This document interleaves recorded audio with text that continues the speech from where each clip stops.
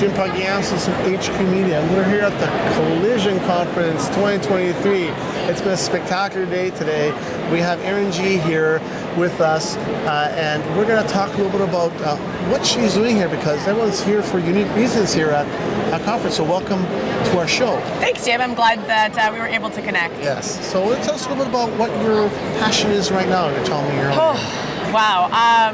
A little bit of everything. Every time I tell people what I do, they're like, "You do all of that?" I host a podcast called Alt Text. It's about tech and culture, and I am a freelance writer.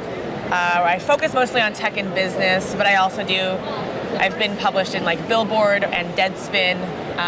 My particular interest in tech and what brings me to Collision is crypto and Web3, and then I'm also really interested in marginalized communities who are represented in tech, so female founders, the LGBTQ community founders, immigrants in tech, and all that stuff. Well, it's interesting. This morning, they were highlighting at the opening ceremonies, there was like 500 women here from tech. And I was telling you earlier how over the past 3 years at Collision, that number has increased, which is phenomenal to see. Can you tell me more about that and dive a little deeper on that? Because I think that's a really powerful thing to see here at Collision in 2023.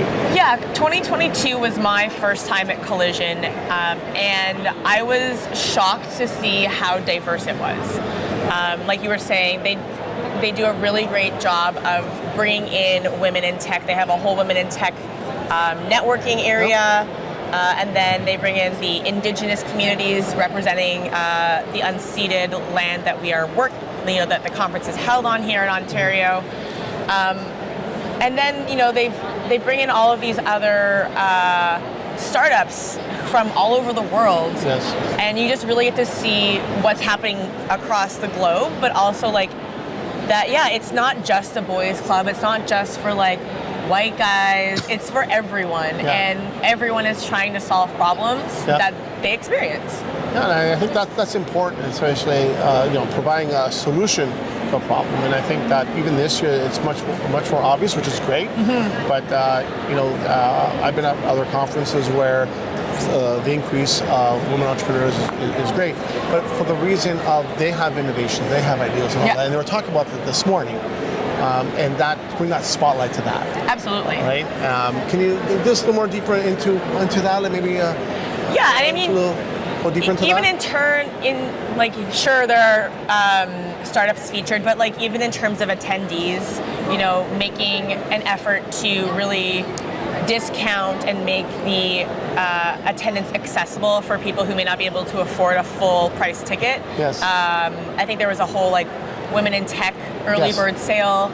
So you really get to bring in all of those women, and statistically, women founders have higher ROIs than men because they are really solving problems that they experience in their day-to-day lives and that their friends experience. And so they see larger returns or VCs see larger returns on those investments because they're solving for real life things and not just creating some other generative AI company, for example, or another NFT project, right? Yeah, and I think, like I said, one thing I was talking about is, there's no more barrier to entry. Yeah.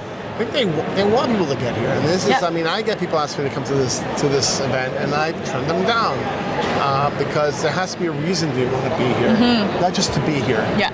Right. So I think if you're going to be here, you have to be here to be involved, to be engaged. And I think, in my mind, the third year covering Collision is they're doing better at that. Yeah. And we have a great app they have where you can connect and all that. Can you speak that a little bit? What you find about just the connecting, engaging, having those conversations? Yeah, it's really interesting. I've had a number of conversations in the past couple of days about what people want to get out of their time here. Yeah. And I think it really just depending on where you are. Your first Collision, you're like, I want to see and do everything. And then the second you walk through the door and you see how big it is, you're just like, oh no, I can't do it. Exactly. It's so I know the feeling, It's so overwhelming. It is. So you have to be here, right? You have to be here. Yes. And so you quickly learn that you have to really prioritize the things that you want to see and know exactly why you're here, like you were saying. You know, what is your purpose for being here? What are the goals that you want to accomplish? And what sorts of people do you want to connect with? And even, you know, as media last year and as a speaker this year, I still have those goals because I'm looking to advance my own projects, my own career. And, you know, I think even whether you're an attendee, whether you're media or a partner, we all have those goals when we come here. Yeah, I think it's important. I was sharing with a few people that this morning about this, being a networker myself, you can't talk to everybody. Even though you want to. What is, I'd like to ask you one more question. You want to have, like, be intentional with that, those relationships, right? Because you don't always want to, like, walk around and hand out your card to people because at the end of the day you end up with, like, a stack. And you're just like, I don't know this person. And you really, like, whittle that down to just, like, the 3 or 4 that you're like, I remember talking to this person and having a meaningful interaction.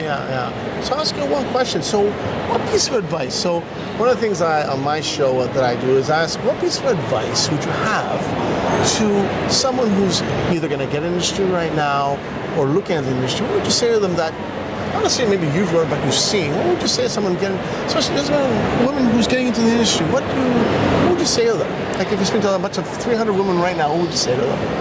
I think that depending on, you have to know what you bring to the table, right? I'm not a technical founder.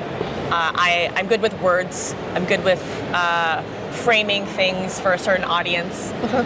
More the communication strategy aspect. And so really knowing yourself and your strengths so you can pitch those to companies or to other people that you want to maybe collaborate with or start something with. And I think that we get really bogged down, particularly as women, with imposter syndrome and being like, oh, I couldn't possibly do that. What if they say no?